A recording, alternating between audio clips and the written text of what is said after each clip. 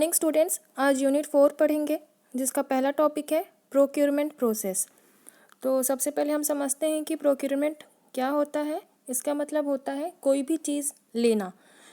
तो प्रोक्योरमेंट क्या करता है, किसी बिजनेस पर्पस के लिए कहीं किसी एक्सटर्नल सोर्स से कोई भी गुड्स या सर्विसेज को प्राप्त करने का कार्य करता है। हर कंपनी के पास अपना अलग अलग डिपार्टमेंट होता है। तो उस डिपार्टमेंट में एक डिपार्टमेंट होता है प्रोक्योरमेंट डिपार्टमेंट। जो ये प्रोक्योरमेंट होता है वो बिज़नेस से जुड़ा होता है, क्योंकि कंपनीज जो होती हैं उसको कोई कभी ना कभी कुछ ना कुछ गुड्स और सर्विसेज खरीदने की आवश्यकता होती है। तो जब ये इन कंपनीज को कोई गुड या सर्विसेज खरीदने की आवश्यकता होती है तो ये खरीद कर कौन देता है, वो प्रोक्योरमेंट डिपार्टमेंट वाला खरीद के देता है। तो जब ये प्रोक्योरमेंट डिपार्टमेंट किसी ऑर्गेनाइजेशन के लिए कोई भी गुड्स या सर्विसेज खरीदता है तो वो क्या क्या बात पे ध्यान रखता है कि जो कंपनी के लिए गुड और सर्विसेज खरीदना है वो कहाँ से खरीदना है, उसकी क्वालिटी कैसी है, उसकी मार्केट वैल्यू कितनी है और इसका लाइफ कितना है उस प्रोडक्ट का। इन बातों का ध्यान पे रखते हुए वो उस ऑर्गेनाइजेशन के लिए गुड्स और सर्विसेज लाकर देता है।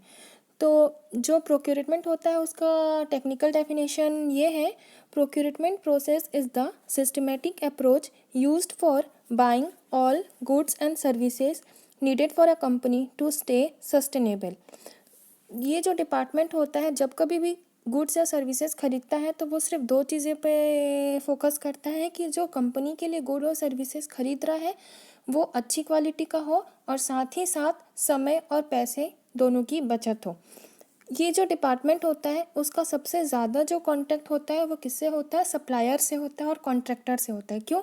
क्योंकि ऑर्गेनाइजेशन को या किसी कंपनी को हर समय कोई ना कोई सामान की आवश्यकता होती है, बड़ी बड़ी सामानों की आवश्यकता होती है। तो ये जो डिपार्टमेंट होते हैं वो कॉन्ट्रैक्टर या सप्लायर से बहुत अच्छा रिलेशनशिप बना के रखते हैं ताकि कभी अर्जेंट में कभी कंपनी को कोई गुड्स और सर्विसेज की रिक्वायरमेंट हो तो वो तुरंत उसको सप्लाई कर दे। ये जो प्रोक्योरमेंट प्रोसेस होते हैं उसके टोटल 10 स्टेप्स होते हैं। अपन एक एक स्टेप्स देखते हैं। सबसे पहला स्टेप्स होता है नीड्स रिकॉग्नाइजेशन। एक प्रोक्योरमेंट प्रोसेस का सबसे इनिशियल स्टेप होता है नीड रिकॉग्नाइजेशन। इसका मतलब यहाँ आइडेंटिफाई करना कि ऑर्गेनाइजेशन में कौन सी चीज़ की आवश्यकता है या कौन सी चीज़ ख़त्म हो चुकी है। जैसे किसी ऑर्गेनाइजेशन के लिए फर्नीचर लेना है क्या, प्रिंटर लेना है क्या, कंप्यूटर लेना है क्या, कोई कंस्ट्रक्शन की काम करवाना है कि ये सारा क्या होता है, आइडेंटिफाई किया जाता है। कौन से स्टेप में, फर्स्ट स्टेप में ये आइडेंटिफाई किया जाता है। अब आइडेंटिफाई करने के बाद हम क्या करते हैं, एक रिक्वेस्ट बनाते हैं। वो उस रिक्वेस्ट को सेकंड स्टेप में क्या करते हैं, जो रिक्वेस्ट बनाते हैं उसको फाइनेंस टीम या प्रोक्योरमेंट टीम द्वारा रिव्यू किया जाता है। रिव्यू होने के बाद वो एक परचेस ऑर्डर बन जाता है। हमारा जो रिक्वेस्ट रहता है वो क्या बन जाता है, परचेस ऑर्डर बन जाता है। परचेस ऑर्डर बनने के बाद नेक्स्ट स्टेप में आते हैं, वो होता है बजट अप्रूवल।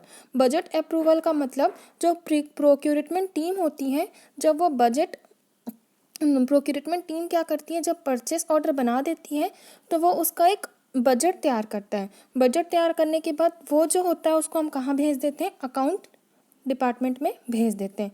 उसके बाद नेक्स्ट स्टेप होता है कोटेशन रिक्वेस्ट।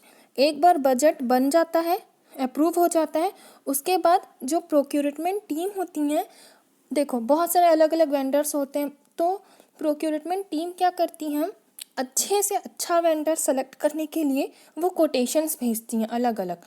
अब कोटेशन भेजने के बाद उसको एक अच्छा वेंडर मिल जाता है।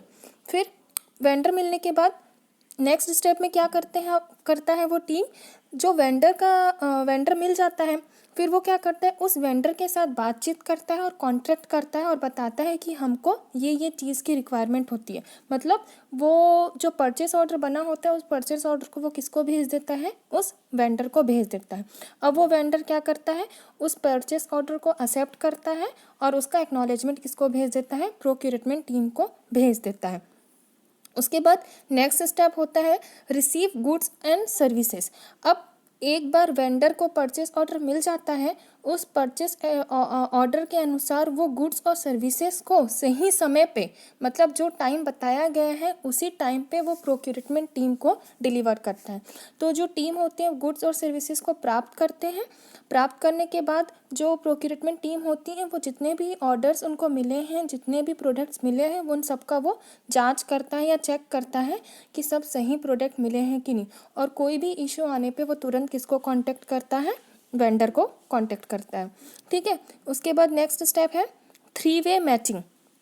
इस पे क्या करते हैं हम लोग, मैच करते हैं। क्या क्या मैच करते हैं, जो परचेस ऑर्डर है वो, पैकेजिंग स्लिप और वेंडर का इनवॉइस। इनवॉइस का मतलब जो बिल होता है, वो उन तीनों को मैच करते हैं और ये कंफर्म करते हैं कि जो हमारा जो भी ट्रांजैक्शन है वो सही है कि नहीं है। उसके बाद नेक्स्ट स्टेप होता है invoice approval payment. Invoice approval payment में क्या करते हैं, जब 3-वे मैचिंग पूरा कंफर्म हो जाता है कि हमारा पूरा ट्रांजैक्शन सही है, तब उनका जो पेमेंट है वो अप्रूव हो जाता है और जो पेमेंट है वो प्रोसेसिंग के लिए आगे बढ़ता जाता है। जब प्रोसेसिंग हो जाता है उसके बाद लास्ट स्टेप होता है रिकॉर्ड कीपिंग। प्रोसेसिंग होने के बाद, मतलब पेमेंट प्रोसेसिंग होने के बाद, हम जो भी खरीदारी किए रहते हैं उसका एक रिकॉर्ड बनाकर रखते हैं, ताकि कभी भी भविष्य में उसको हम देख सकें। रिकॉर्ड रखते हैं ताकि हम उसको अच्छे से देख सकें, कभी भी किसी भी समय उसको देख सकें। Thank you.